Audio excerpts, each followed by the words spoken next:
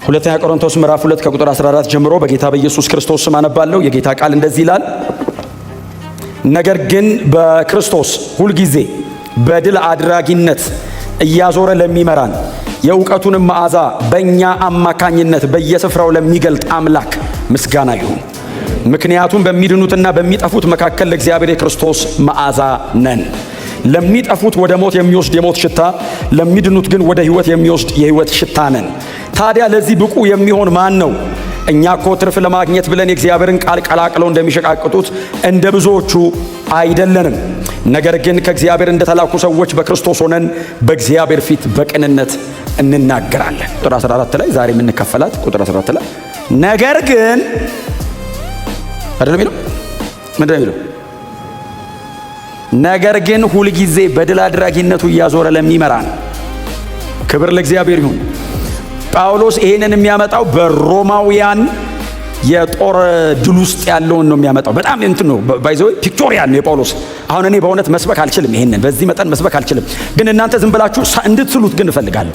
እና ነገር ግን በክርስቶስ ሁልጊዜ በድል አድራጊነቱ ለሚመራን የሚለው ጳውሎስ ኢየሱስ የጦር ጀነራሉ ነው፣ እኔ ደግሞ ቺፍ ኦፍ ስታፍ ነኝ ነው። አሁን ኢየሱስ የጦር ጀነራሉ ነው። ድል አድርጎ የመጣው ዋናው ጀነራሉ ኢየሱስ ነው። ትሪያምፋንቱ ማለት ነው። ድል አድራጊው አሸናፊው ኢየሱስ ነው። ድሉን ሲያደርግ ግን እሱን አጅበው የሚመጡ ደግሞ የጦር መሪዎች አሉ፣ የሱ አብረውት የሚመጡ ከነዛ ቺፍ ኦፍ ስታፎች መካከል መሃል አለው አለ ጳውሎስ። እና ድል አድርጎ ኢየሱስ ይገባል። ክብር ለስሙ ይሁን። እና ስዕሉ ምን አይነት መሰላችሁ? ስዕሉ ከጥቅሱ በፊት እንትኑ ጳውሎስ ያመጣውን በጣም የሚገርም ሰው ከሆነ ጳውሎስ ያመጣውን ላስረዳችሁ። ሮማውያን ሄደው ይዋጋሉ። በጦርነት መካከል በጣም ብዙ ጊዜ ድል ያደርጋሉ። ባይዘው በጣም ጎበዝ ተዋጊዎች ናቸው። ድል ያደርጋሉ። ለምሳሌ ጁልየስ ቄሳር በጣም የሚታወቀው ቄሳር እሱ ነው። በጦርነት ጁልየስ ቄሳር ሄድና ተዋግቶ ድል አድርጎ ይመጣል። ድል አድርጎ ሲመጣ ዝም ብሎ አይመጣም። ድል እንዳደረገ ይሰማል። ከተማ ህዝቡ ያለበት ለምሳሌ ሮም ከተማ ሲሰማ የሮም ህዝብ ቀድሞ ተሰብስቦ አምፊቲያትር አላቸው፣ እንደ ስቴዲየም በጣም ትልቅ ነው። እዛ ውስጥ ጠቅ ብሎ ህዝቡ ቁጭ ብሎ ይጠብቃል። እንደዛ ህዝብ ሲሰበሰብም ቶሎ አይመጣም ድል ያደረገው የጦር መሪ። ትራምፔተርስ አሉ፣ ይሄ ትራምፔት የሚነፉ መለከት የሚነፉ የሚደልቁ አሉ። እነሱ ደግሞ ይመጣሉ። ከዛ ተሰብስበው እነሱም ደግሞ ይጠብቃሉ ትራምፔታቸውን አዘጋጅተው ሲመጣ። ከዛ ደግሞ የእሱ አጃቢዎች ደግሞ ይገባሉ። ልክ እነሱ ሲገቡ እሱ ሰረገላው ላይ ቆሞ ሰረገላው በፈረስ እየሄደ እሱ ይቆማል። አጠገቡ ድል ያደረገው የጠላቱ የጦር መሪ አጠገቡ ይቆማል። ይዞት ነው የሚመጣው እና ድል አድርጎ ይዞት ሲገባ የህዝቡ ጩኸት ምድሪቱን ያነቃንቃታል። የጀነራሉን ድል ለማድመቅ ህዝቡ ሲጮህ ትራምፔት የያዙት ሁሉ ይነፋል። ትራምፔታቸውን በከበሮ ይደለቃል ሲባል እሱ የሚያደርገው ምን መሰላችሁ? ከነ ሙሉ ትጥቁ ነው ይዞት የሚመጣው ሰውየው። ከዛ ህዝብ እያየ እያዞረው ማዕረጉን ይቆርጠዋል። እያዞረው ማዕረጉ ከላዩ ላይ ይወድቃል። ሰውየው እያዞረው ልብሱን እየቆረጠ ይጥላል ከላዩ ላይ ኔክድ ያደርገዋል። ከዛ ይገድለዋል። በድል አድራጊነቱ እያዞረ ለሚመራን አለ ጳውሎስ። ኢየሱስ ድል አድርጎ ይዞት መጣ አለ። አሸንፎ ይዞት መጣ። ኢየሱስ ይዞት የመጣው የሆነ አምፊቲያትር አይደለም፣ በሰማይና በምድር መካከል ነው ኢየሱስ ድል ያደረገው። ይዞት መጣ። ድሉን ይዞ ሲገባ ኢየሱስ ይዞ ሲገባ እኛ የአዲስ ኪዳን አማኞች በሙሉ ተሰብስበን አብረኑ መጣን። ድሉ የነሱም ነው ብሎ ማለት ነው።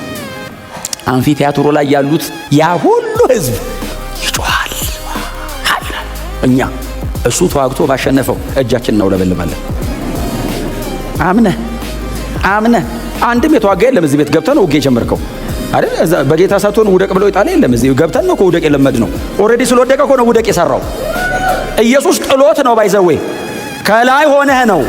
እስቲ አሜን በሏ። እና አብረን እጃችንን እያወዛወዝን እንገባለን። ጌታ ኢየሱስ ክርስቶስ ቆላስያስ ምዕራፍ 2 ቁጥር 14 እንደሱ አይደል የሚለው?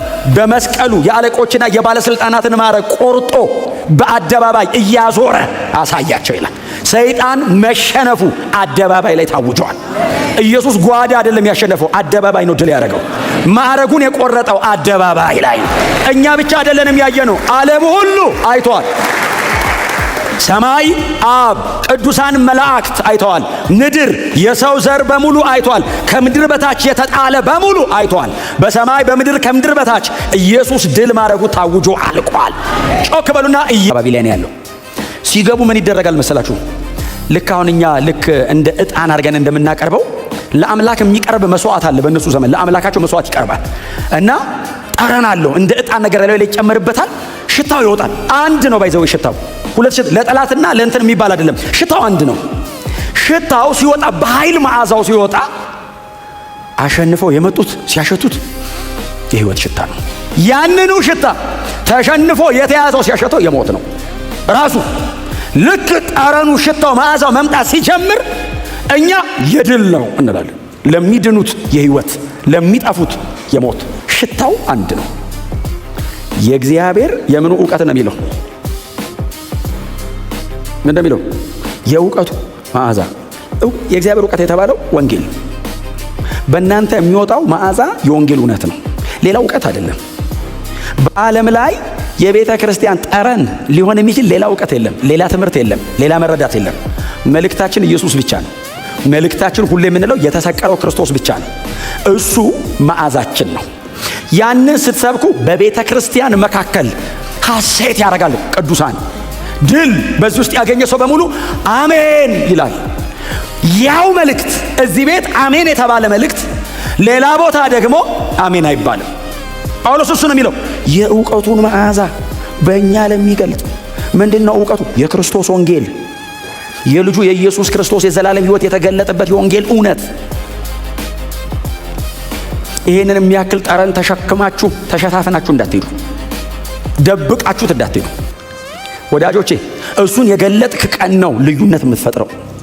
ሽታው አምፊቲያትሩን ስቴዲየሙን ሲያውደው ያውቀዋል። ይሄ መዓዛ መውጣት አለበት። የዕውቀት ነው መዓዛው። ሽታው የሚወጣው በክርስቶስ ኢየሱስ ወንጌል ውስጥ ነው። ዝም አትበሉ። ወንጌል ዘምሩ፣ ወንጌል ጸልዩ፣ ወንጌል ስበኩ፣ ወንጌልን ኑሩ። ይውጣ። በትህትናችሁ ይወጣል ይሄ መዓዛ። በመታዘዛችሁ ይወጣል ይሄ መዓዛ። በቅድስናችሁ ይወጣል ይሄ መዓዛ።